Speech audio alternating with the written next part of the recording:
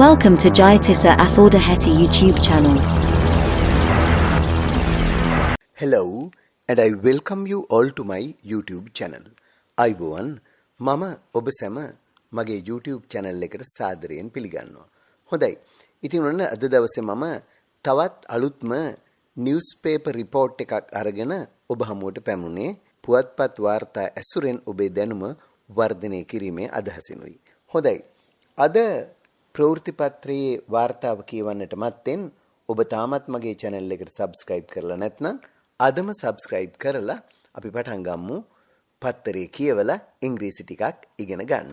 ඔව් පාඩම අවසන් වෙලකන් ඔබ හොඳින් බැලුවොත් ඔබට පුළුවන් වෙයි අලුත් වචන කීපයක් වගේම තවත් වාක්‍ය රටා කීපයක් ඉගෙන ගන්න අතර පුවත්පත් වාර්තාවක් කියවලා කොහොමද තේරුම් ගන්න කියන එක ඉගෙන ගන්න. හොඳයි. අපි එහෙනම් මුලින්ම වෙනද වගේ ඉංග්‍රීසි ජාතිකයෙකුගේ කටහඬින් මේ වචන වලට සවන් දෙමු. මන්ද ඔබට හරියටම ඉංග්‍රීසි වචන උච්චාරණය කරන හැටි ඉගෙන ගන්න එය වඩාත් ප්‍රයෝජනවත් වෙන නිසා. එහෙමනම් මුලින්ම අපි සවන් දෙමු මේ ප්‍රවෘත්තියට ඉංග්‍රීසි ජාතිකයෙකුගේ කටහඬින්. Man strangled by son-in-law at wedding ceremony. A 54-year-old man has been strangled to death by his son-in-law over a family dispute during a wedding ceremony in the Wirahila area into Samaharama. The victim from Lunyagambahira had been attacked and strangled to death by his elder daughter's husband due to an argument with family members during a wedding on Sunday, police said. The suspect has reportedly fled the area. Samaharama police are investigating. හරි. දැන් අපි news එකේ තියෙන වචන ටික ගමු ඊළඟට. ඊට පසුව නිවුස් එක තේරුම් ගමු. මෙන්න බලන්න වචන ටික. හොඳට අහන්න වචනයටත් ඉංග්‍රීසි ජාතිකයෙකුගේ කටහඬින්ම මම ඔබට සිංහල අර්ථයත් කියලා දෙන්න. Words in the news. Strangle. ගෙල සිර කරනවා. Death. මරණය. Son-in-law. බෑනා. Dispute.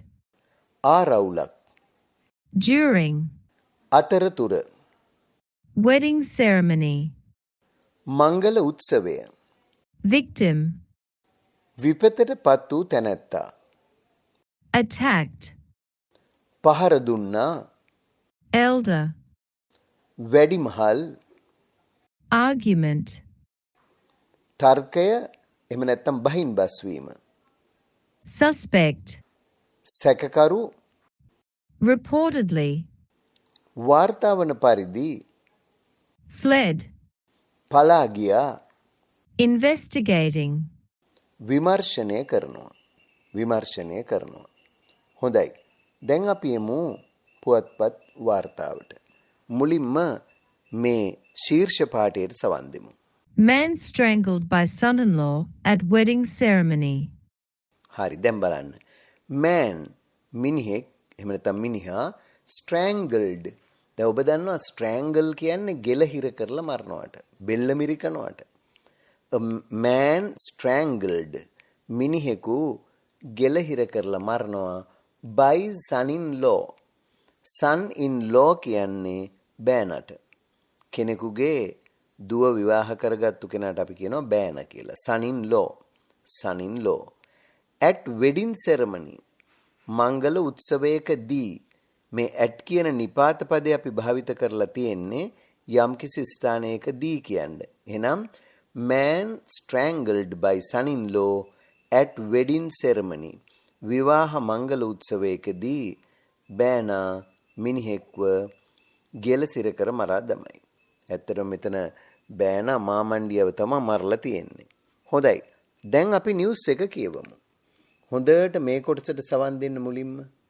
A 54-year-old man has been strangled to death by his son-in-law over a family dispute during a wedding ceremony in the Wirahila area into Samaharama. හරි බලන්න දැන්. A 55-year-old man අවුරුදු 54ක් වයස ඇති මිනිහෙක්.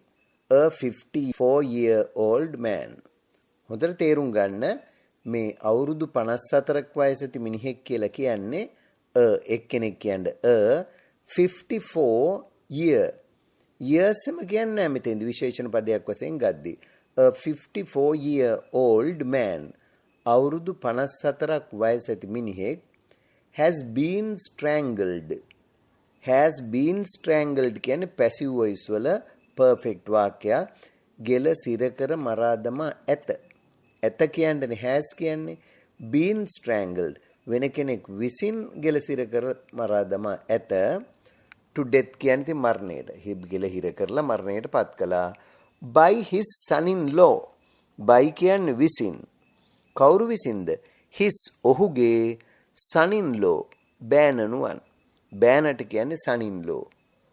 over a family dispute. මේ මොකක් සම්බන්ධයෙන්ද? over a family dispute.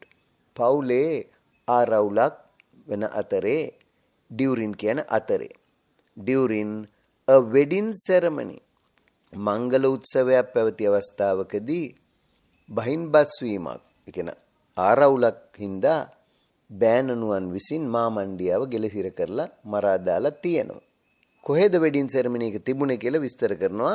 a wedding ceremony in the වීරහෙළ area in Tissamaharama.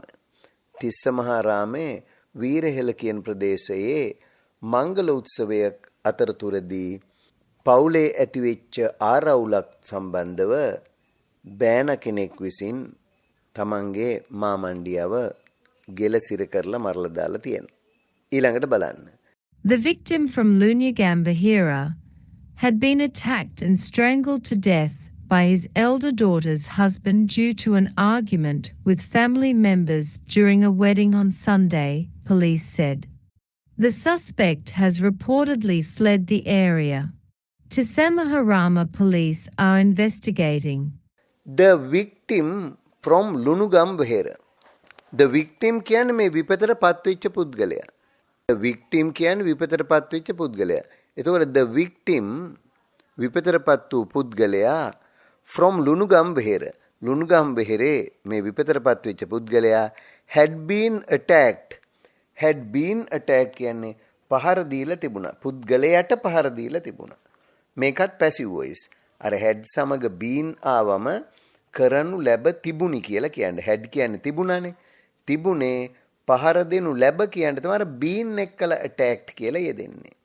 The victim from Lunugambahira had been attacked. Lunugambahira ප්‍රදේශයෙන් පැමිණි මේ ප්‍රදේශයේ මේ විපතරපත් වෙච්ච කෙනාට had been attacked පහර දීලා තිබුණා and strangled පහර දීලා ගෙල මිරිකලා තිබුණා to death මරණයට පත් වෙනකම්ම by his elder daughter's husband කවුරු විසින්ද by his elder daughter's husband ඔහුගේ වැඩිමහල් දියණියගේ ස්වාමි පුරුෂයා විසින් by his elder daughter's husband due to an argument බහින් බස්වීමක් හේතුවෙන් with family members කායකද පවුලේ සමාජිකයෝ අතර පවුලේ සමාජිකයෝ සමග ඇති වුණ බහින් බස්වීමක් සම්බන්ධව මේ ඔහුගේ වැඩිමහල් දියණියගේ ස්වාමි පුරුෂයා විසින් ගෙලසිර කරලා පහර දීලා තිබුණා. Argument with family members during a wedding on Sunday. ඒ කියන්නේ ඉරිදා දවසේ මංගල උත්සවයකදී. During the wedding on Monday. සඳුදා wedding එක ඉරිදා wedding එකදී. Police said පොලිසිය පැවසුවා. Police said කියන්නේ පොලිසිය පැවසුවා. The suspect has reportedly fled. The suspect කියන්නේ සැකකරු. has fled. වාර්තා වෙන විදිහට කියන්න තමයි reportedly කියන්නේ. The suspect සැකකරුවා has reportedly fled. flee කියන්නේ පලා යනවා. fled කියන්නේ පලා ගියා. ඒතර has fled කියන්නේ පලා ගොස් ඇත. වාර්තා වෙන පරිදි මේ සැකකරුවා පලා ගොස් තියෙනවා. The suspect has reportedly fled the area. ප්‍රදේශයෙන් පලා ගොස් ඇතැයි සැකකරුවා වාර්තා වෙනවා. Tissamaharama police are investigating. Tissamaharama police are investigating. Tissamaharama පොලිසිය වැඩිදුර පරීක්ෂණ පවත්වමින් තියෙනවා. එහෙමනම් ඔන්න දැන් අද නිවුස් එකත් ඔබ තේරුම් ගත්තා. ඉතින් මේ වගේ මම ඔබට වරින් වර පුවත්පත් වාර්තා ඇසුරෙන් ඉංග්‍රීසි උගන්වන්නේ ඔබේ වචන දැනුම, ඔබේ ඉංග්‍රීසි ව්‍යාකරණ දැනුම වර්ධනය කරනවා වගේම කියවීමේ හැකියාව පුළුල් කිරීමේ අදහසින්. හොඳයි. එහෙමනම් ඉතින් අදත් මම සමුගන්න මත්තෙන් ඔබෙන් ඉල්ලා සිටිනවා ඔබ තාමත් මගේ channel එක subscribe කළේ නැත්නම් අදම subscribe කරන්න. ඒ වගේම මේ පාඩම් පිළිබඳ ඔබේ අදහස්, උදහස්, යෝජනා, ඒ වගේම චෝදනා වුණත් තිබෙනවා නම් පහළ comments වල දාන්නත් අමතක කරන්න එපා. හොඳයි. එහෙමනම් අදට සමුගන්නවා. Goodbye and good luck.